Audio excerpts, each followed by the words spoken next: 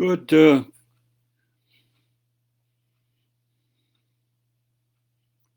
good morning, everyone.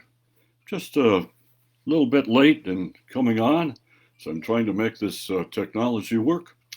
I'm here again, Jerry Epps, and I'm going to be talking with you about something that's maybe a little different from what I've shared with you before. We're going to be talking about journaling today. And before we get into talking about some of the details and some of the suggestions I might have for you, let me just stop for a moment to say, well, what in the world is a journal anyway? What is a journal? Well, what am I holding up here now? This looks like a newspaper, doesn't it? Well, look what it says. State Journal. So this must be a journal. Well, it is one kind of journal, to be sure. But the kind of journal we're talking about is not a newspaper. The kind of journal I'm talking about today is a kind of journal that you write in, something that you put in your own little book. This is my journal, by the way, the one I'm writing in right now. And let's see, this is, can you believe this? This is volume number 46, which means I've written 45 more other journals just like this. They're all piled up in my closet. So we're going to be talking about what a journal, how to keep a journal, what to write in your journal, why you should do it. And then as we get toward the end of the program today, I'm going to be sharing from one of my own journals, some of the writing that I've done. So let's move on to why in the world do you want to keep a journal? All the things you've got to do, all the fun things you want to do. Why should you write in a journal, for heaven's sakes? Well, several reasons. By writing in a journal, you are recording history. Yes, what is happening in your life today is something that you will write down, and years from now, you and maybe somebody else, if you want them to see it, will see what was going on right now in this great country of ours. And as you know, we are in the midst of a pandemic, and we'll be talking about that a little bit later. But there's a lot of history going on right now, and this is just a really good time to be writing it down. And it's kind of interesting if you write something in your journal now, and maybe some years later, you want to go back and look at it. And I do that every so often. I'm thinking of my son, Jeff, who began writing in his journal about probably your age, when he was 10, 11 years old, something like that. And one time when we were canoeing, and for years I canoed in the boundary waters of northern Minnesota with my various members of my family. But Jeff was along on this particular year. And we were sitting on a nice, cool evening on the banks of a lake. We had a little campfire going. And we were sitting around that campfire, looking at the stars and listening to the sounds of the night. And Jeff is reading in his journal. And he's laughing. I said, Jeff, why are you laughing? And he wasn't going to tell me what he wrote in his journal, because journals are very private. You don't have to share what's in your journal. But whatever he had written when he was 10, 11 years old, now when he was some years older, he found that pretty funny. Another thing that you can get from writing in a journal, and all of you are, when you're in school, of course, you're expected to write. I'm a full-time writer, so I have been writing for a very long time. But you can practice your writing skills when you write in your journal. You can see all these scratchings in my journal. I'm still practicing my writing. I'll just show you how it looks. It looks pretty strange, doesn't it, when you see all these scratchings in here. And I sometimes draw pictures, and I'm going to tell you about how to do that later. So it's a little difficult. There you can see it a little bit better. But I write in longhand, and it helps me improve what I'm doing. So improving your writing skills is another one. Another thing that you can get out of writing in a journal, interestingly enough, If you have some problem that's bothering you, and we all have problems, there's no question about it, but if you have some problem that's really bothering you, you don't know what to do about it. You don't know what the answer might be. Sometimes by writing in your journal, you are able, and very often, you are able to discover the answer, the solution to your problem. That happens to me all the time. I've got something that's bothering me, some problem that I've got, and I'll begin writing about it in my journal. And believe it or not, it's almost kind of a mystery, mysterious.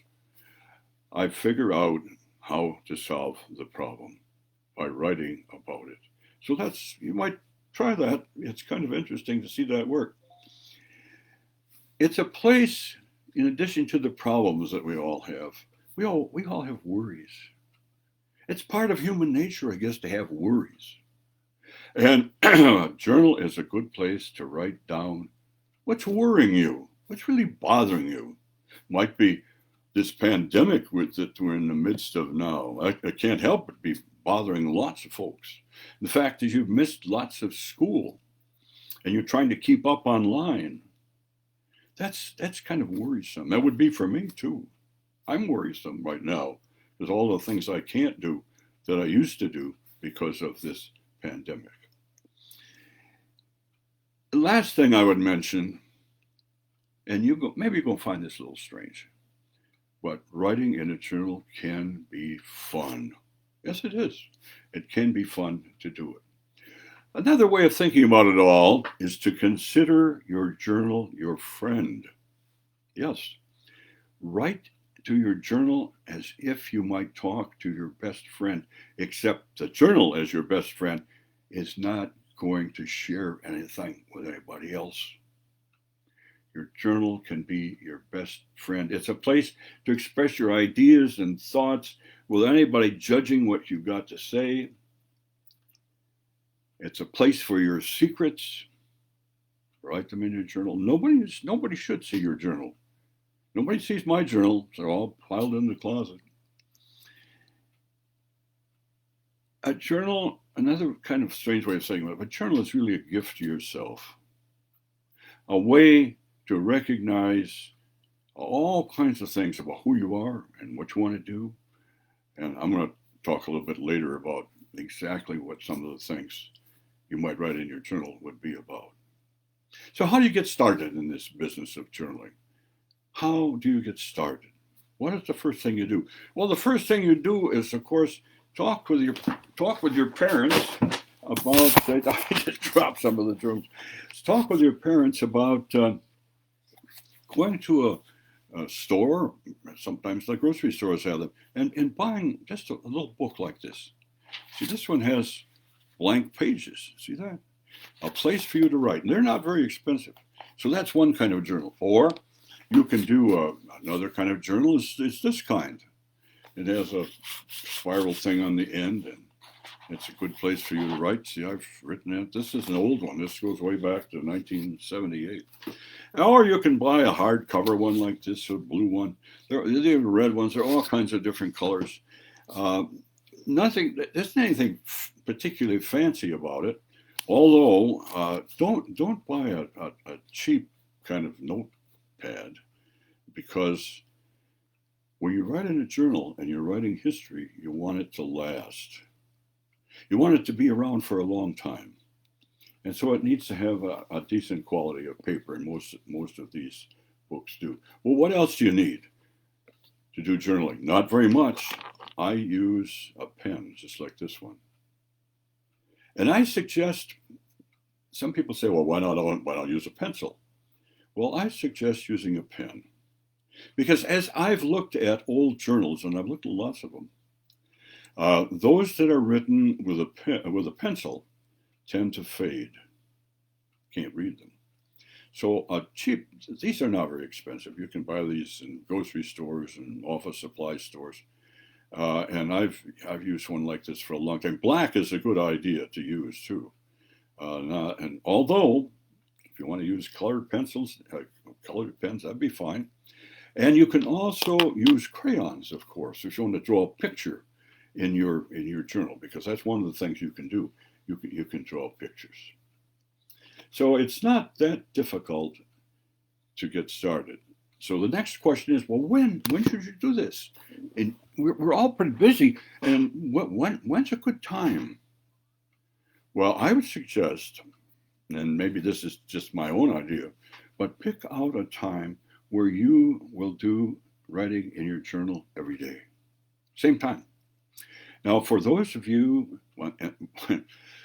you're going to be back in school one of these days again, and one good time to write is when you get home from school. That's a very good time. Another good time might be after dinner or just before you go to bed, for you to think about the things that you did that day, the problems that came up, the worries that maybe have emerged, and the good things, the fun things that you did. That's a good time to write them down just before you go to bed. All right, so what do you write about? How do you get started? You just write, well, I got up at whatever time you got up. No, you don't want to do that. Here are some prompts. Now, I'm going to read these to you and say something about each of them.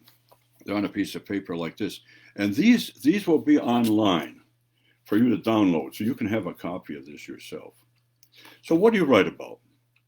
Well, here are some first lines, and then you can finish the rest of it. That's the whole idea.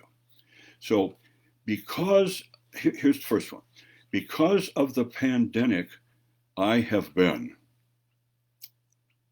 Say what you've been doing, what you've been not doing. Because of the pandemic, I have been. And then put a light side to it.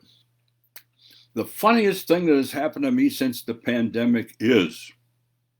The funniest thing that has happened to me since the pandemic is. And only you know what that is. You want to write it down.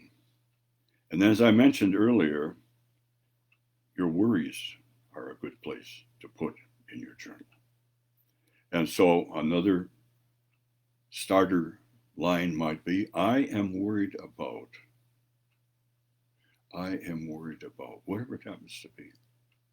And then, again, the fun thing I did yesterday was, whatever it was. The fun thing I did yesterday was. The most favorite book that I've read is. That's another kind of an interesting thing to do. The most favorite book that I've read is. And again, only you know that. You want to write that down. My favorite family memory is. What is something that your entire family has done? Last year, a couple years ago, whenever it was. What of that do you remember that you really liked? And all families have stories to tell. My family have lots of them. When we get together, even now, and my children are grown up and they have kids, when we get together, we tell stories. We share stories from the family.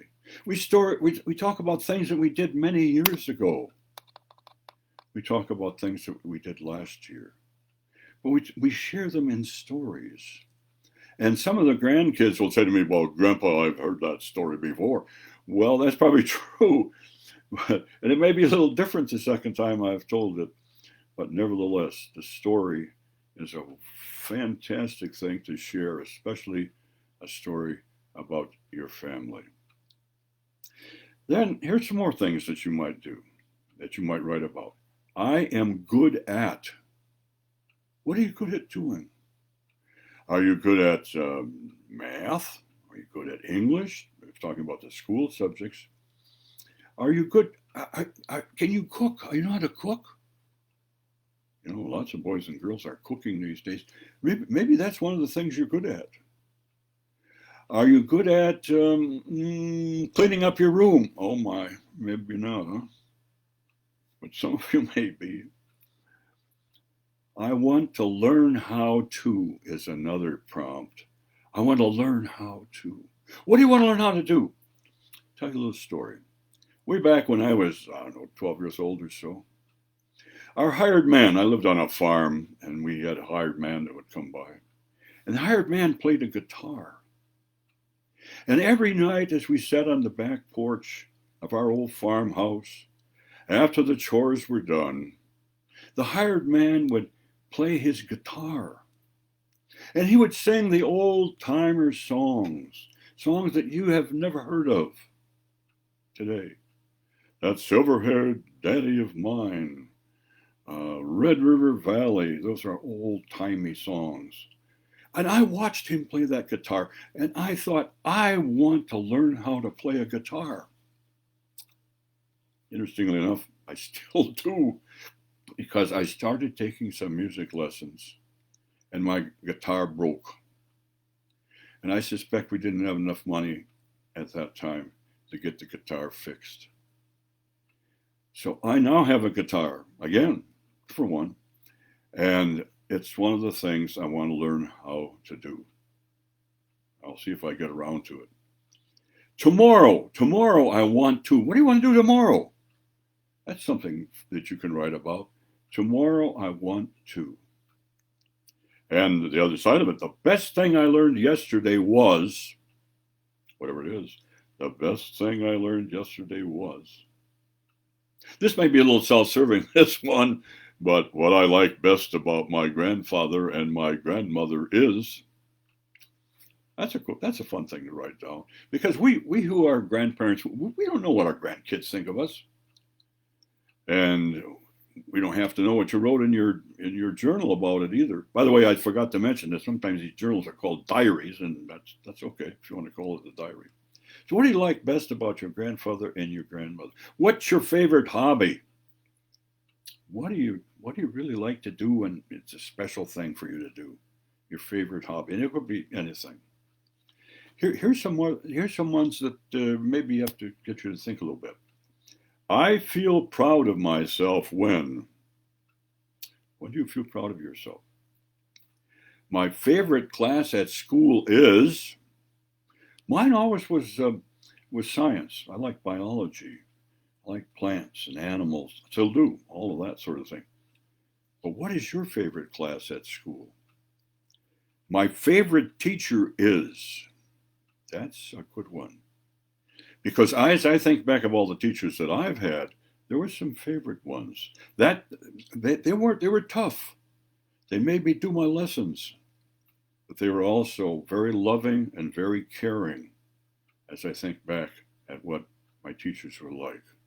So my favorite teacher is, and then write something about why that was your favorite teacher. If you don't have a pet, many of you do have dogs and cats as pets, but if you didn't have a pet, I would like to have a pet because it could be a gerbil or turtle or a dog or a cat. I would like to have a pet because I like the outdoors. You probably do too. My favorite tree is, what's your favorite tree? My favorite tree is a white pine. I have a farm where I grow trees. I have a lot of white pine. White pine's a beautiful tree. I like the white pine, but you might like a maple, or you might like any kind of tree. But what is your favorite tree? When I grow up, I want to be. That's another thing you can write about. I still don't know what I want to be when I grow up. And people will say, well, my goodness, you look like you're grown up and then some. I'm still wondering what I want to be when I grow up. And a couple more. I get angry when, only you know when that is. And I'm most happy when. All of these are things that you can write in your journal. A few more ideas on what to write in your journal. Make a list of the favorite things that you do outside. Draw or make some sketches in your journal. Write some poetry. Doesn't even have to rhyme. Here's one. See what you think of this one now. Roses are red, violets are blue. I'm not much of a poet. How about you? Oh, isn't that awful? Oh my goodness. But you can put awful poems in your journal and nobody's going to know. Dumb poems like the one I just shared with you. You can tape a picture, or you can cut something out of a magazine. You can put that in your journal. You can draw something or trace something in nature. all of that can go into your journal.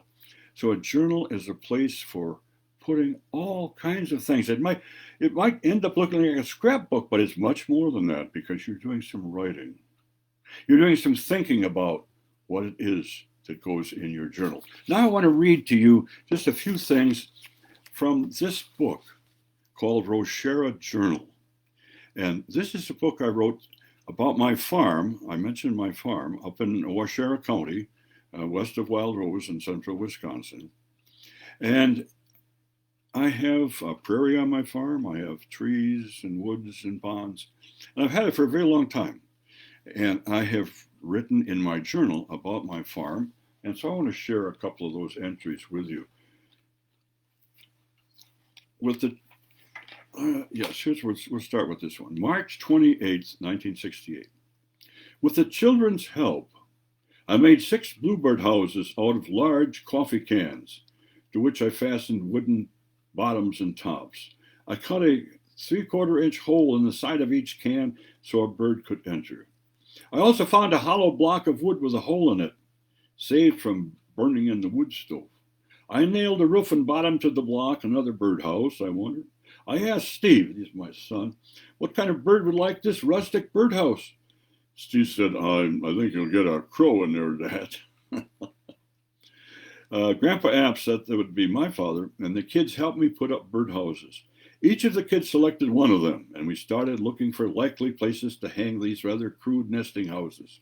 Steve selected a birch tree on the top of the hill above the pond. He was sure a bluebird would like that location. Jeff chose a wild cherry tree standing by itself alongside the trail to the pond. Sue wanted her house near the pond. Jeff's one of my kids. Sue is another. Sue wanted her house near the pond, so we hung it on the branch of a willow tree on the east side and not far from the water's edge. The kids then discussed where we should hang Mom's birdhouse. She was not along with us on that little hike. They finally decided that her birdhouse should hang on a small aspen tree on the west end of the pond. The discussion turned to one of the remaining birdhouses, which the kids said was Grandpa's. Grandpa chose an old wild apple tree near the west end of Roshara. Roshara is the name of our farm. And finally, my birdhouse, where should it go? It hangs in a lone aspen tree near the edge of the farm. Now we're all looking forward to spring and return to the bluebirds to see which houses might be occupied. Now that's an example of something I wrote lots of years ago about something I was doing with the kids that was kind of fun. Let me read a couple more for you. Beautiful day. This is July 22nd, 1968. Beautiful day, clear. Temperature in the high 80s. I often write about the weather. I'm a farmer, of course, so I want to capture the weather. Last night, the whippoorwills were calling. Do you know what a whippoorwill is? They go, whippoorwill, whippoorwill. At night. One landed in a tree just above our tent and thrilled the entire family. We heard a deer snorting and then caught a glimpse of it. An owl called in the woods to the north. A few horse-tailed clouds in the western sky turned from pink to lavender and finally black as the sun slipped beneath the horizon. Threads of steam lifted from the pond, creating a misty cloud over the valley. Smoke from our campfire threaded up into the air and then turned toward the west. I spotted bats swooping and diving as they plucked mosquitoes from the air. Finally, it was dark enough to see the vast expanse of stars stretching from horizon to horizon. And then the only sound we heard was that of crickets. They reminded us of autumn, that autumn must be on the way. But in July, and now my son Steve is now a photographer for the Wisconsin State Journal. And you can see this, it's a picture of the night sky with all the stars. Have you taken time to go outside on a dark night and look at all the stars? It's a wonderful thing to see and a fun thing to write about. Let's share a couple of more with you. This was October 1979. And Jeff was, 12, 13 years old. Jeff and I sold produce at the farmer's market in Madison. on a Saturday morning. In those days, most anybody who wanted to sell something there could. And here's what we sold: rainbow corn, 3 ears for 25 cents. Popcorn, 5 cents an ear. Squash, 25 cents, 15 cents, 16, 10 cents, depending on the size. We took in, can you believe it, $17.50. That was all, which wasn't bad considering it was cold and windy on the Capitol Square on that Saturday morning. The temperature was in the 30s. I gave Jeff half of the money for helping me. He was quite pleased with that. Okay, well, what else have I written about that you might find interesting? You might want to get a copy of this book and read some more of these things. Let's see. November 15th, 1970. On Saturday, the 3 kids and I tramped the fields until nearly dark. They love running over the land, searching for whatever there is to find, rolling down the steep hills, exploring around the pond, running, jumping, laughing, being kids, being with the land. And so one of the fun things that I've done is to write about my family, to write about my farm. And I've been doing it for many years. It's a historical record. It's all of the things that I have mentioned to you that's a valuable thing for a journal. And so I hope that you'll give it a try.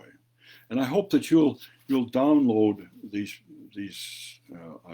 I call them prompts. Gives you an idea of what you might write in your journal. That you might download this and try it. So my one of these is, what am I going to do tomorrow? And what am I going to do yet today? Might be to say to your parents, say, I want a blank journal. And I want a new pen too. Because I think some of you, most of you, if not all of you, will have just all kinds of fun working with a journal, writing down your thoughts, your concerns, your hopes, your fears, writing about what's happening right now with this pandemic that has everybody on edge. A journal is a way to capture all of these things. And you don't have to share it with anybody. I don't share my journals, except I go back to them often because, as some of you know, I write books. And ideas for my books, for many of my books, come from my journals, as was true with this. I took all of these entries right straight out of my journals and captured them and put them in this book. So as we wind this up today, think about keeping a journal. Think about what tomorrow will be. Think about next year when, yes, you're going to be back in school one of these days. Think about all of that, but be safe, have fun, enjoy the rest of the summer, and thank you so much for tuning in this morning. It's been fun.